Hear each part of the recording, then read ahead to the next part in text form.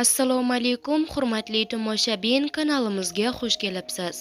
23-26 dekabr kunlari O'zbekistonda ob-havo keskin o'zgaradi.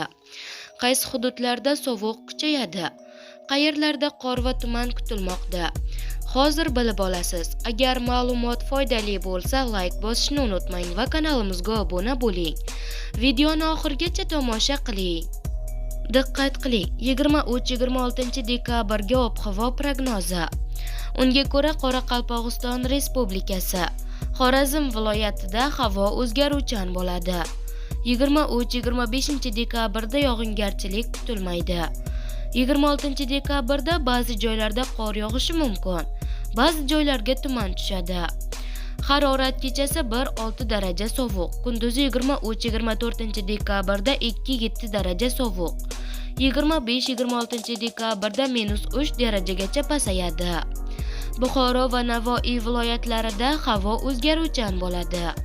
Yog'ingarchilik kutilmaydi, ba'zi joylarga tuman tushadi. 23 dekabrda yo'llarda yaxmalak kuzatiladi.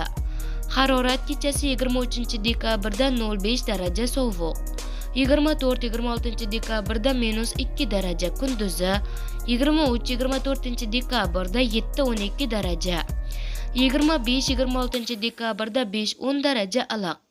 Navoiy viloyati shimolida kechasi 1-6 daraja sovuq, kunduzi 23-24 dekabrda 2-7 daraja. 25-26 dekabrda 3 daraja sovuqqacha pasayadi. Toshkent, Sirdaryo, Samarqand, Jizzax viloyatlarida havo o'zgaruvchan bo'ladi. Yog'ingarchilik kutilmaydi, ba'zi joylarga tuman tushadi. 23 dekabrda yo'llarda yaxmalak kuzatiladi. Harorat 23 dekabrda kechasi 0,5 daraja, kunduzi 2-7 daraja sovuq. 24-26 dekabrda kechasi -3 daraja, kunduzi 5-10 daraja iliq bo'ladi. Qashqadaryo va Surxondaryo viloyatlarida havo o'zgaruvchan bo'ladi. Yog'ingarchilik kutilmaydi, ba'zi joylarga tuman tushadi. 23 dekabrda yo'llarda yaxmalak kuzatiladi. Harorat kechasi -2, -3 daraja sovuq, kunduzi 7-12 daraja iliq bo'ladi. Andijon, Namangan, Farg'ona viloyatlarida havo o'zgaruvchan bo'ladi. 23 dekabrda ba'zi joylarda yog'ingarchilik, yomg'ir va qor yog'adi. 24-26 dekabrda yog'ingarchilik kutilmaydi, ba'zi joylarga tuman tushadi. 23 dekabrda yo'llarda yaxmalak kuzatiladi. Harorat 23 dekabrda kechasi 0,5 daraja, kunduzi 0,5 daraja sovuq bo'ladi. 24-26 dekabrda kechasi -2, kunduzi 3-8 daraja iliq bo'ladi.